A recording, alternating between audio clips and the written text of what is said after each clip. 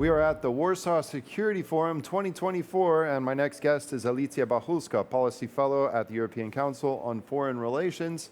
Thank you for joining us today. Thanks for having me. Now, here at the Warsaw Security Forum, it seems there's a lot of focus on Ukraine, on Russia, on security in our region, but not a lot of attention is being paid to China and its role in enabling or helping Russia continue its war of aggression against Ukraine. So tell me, how there was a panel earlier today, so how is this perception changing? So I've been here at the Warsaw Security Forum for a few years now, and I'm happy to see that the focus on China-specific subjects is growing, but nevertheless, I think that it's quite symptomatic to see that it is still on the sidelines of the event. Despite the fact, as you said, that China is strategically enabling and supporting Russia in its war efforts in Ukraine. And overall, I would say that the argument that China is an enabler of Russia, it has settled in the debate here in Poland and in Central and Eastern Europe, but I think it hasn't really translated into a broader debate on the topic. So it doesn't really, people do admit that yes, China is helping Russia, but it's still perceived as a geographically distant actor that does not necessarily have this tangible impact on the ground. And that's basically a failure of imagination in a way that, sorry, go ahead. And actually, what do we do about it, right? I mean, if we identify, in our normal everyday lives, if we identify a problem, we usually deal with it, right? But it seems like this is something we know that China is enabling. They're helping, they're providing certain dual-use items to Russia. They're doing pretty much unfettered trade to a certain extent, which has allowed Russia to actually have things and trade, and it's benefited them in more ways than one. So what do we do about this now? That's true. I think that on the one hand, there is a problem with the political debate on China here. If you look at the hierarchy of priorities at the moment, it seems that the war in Ukraine as such, understood in very geographic terms, is very close. It's basically on our border. And then if you look at China, I think that for many politicians, it's very easy to still detach it from this lived reality of the war in Europe, despite the fact that if not for China's support in many different shapes and forms, economic, diplomatic, to a certain extent financial, people to people, the war in Ukraine would not be Russian aggression in Ukraine wouldn't be the same as it is nowadays. And that's one thing. The other thing is how to translate China's strategic enabling of Russia so that it resonates with the broader public. And I don't have an easy answer to this problem. As I said, the hierarchy of priorities is very different. For example, in the context of the upcoming Polish EU presidency, security is supposed to be the top priority of the current government in Warsaw. But if you look at the strategic communication, the word China does not really appear in the priorities of the current administration. And again, I think that we need to retell the story of China's support for Russia in a way that it actually resonates with the public. And it's a huge task. It requires basic China literacy, and China literacy here is quite basic. People are not that much interested. There is a tendency to orientalize China in many circles. And I think to a certain degree, it is related to China's efforts over the past 20, 30 years to somehow spread this soft power and the narrative of Beijing being a so-called pragmatic actor.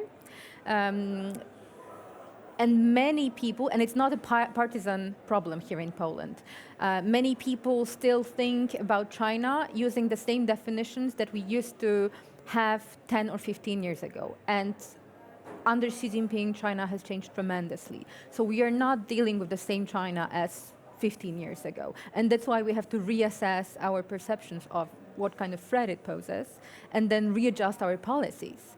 And here, if I was to really put it very simply, I think that China has been very, very straightforward in saying that it wants to enable and help Russia to reshape the European security architecture to Russia's benefit. And that's the very basic assumption that we should acknowledge and then act accordingly. But there's not much political appetite to do that, I think. And another parallel that seems almost oxymoronic, or I don't know how to describe this, but if you think about China's relationship with Taiwan, then it would want all the states around the world to recognize state sovereignty, territorial integrity. But then when you look at the war in Ukraine, and if it supports Russia, well, then this is obviously not the case. So how can China have its cake and eat it too? That's a great question. Can it? I think that China has been quite skillful in directing different messaging towards different actors. So from the very beginning of the war in Ukraine, it has tried to position itself as a neutral actor. But this narrative, I think in Europe we are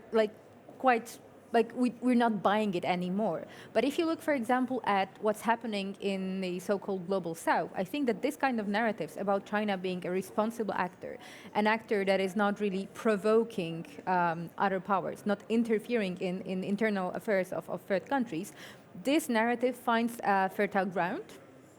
Because of different historical context and so on. But how to counter that? Well, there are no easy questions. There are no easy answers.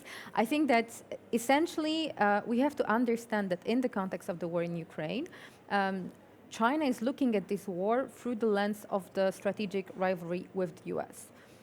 And that's the meta-narrative. That's how Chinese intellectual and political elites look at this war.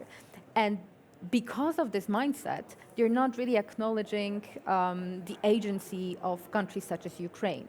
So none of the EU countries or European countries in broader terms is seen by the Chinese authorities at the moment as countries that have real leverage over China, Russia. And they're also seen as quote unquote puppets of the US. Like there is very little agency in this approach. And we have to acknowledge that in order to find a common response to the China challenge. Because otherwise, if we keep on dealing with China on a bilateral basis, we will only end up weakened and more divided.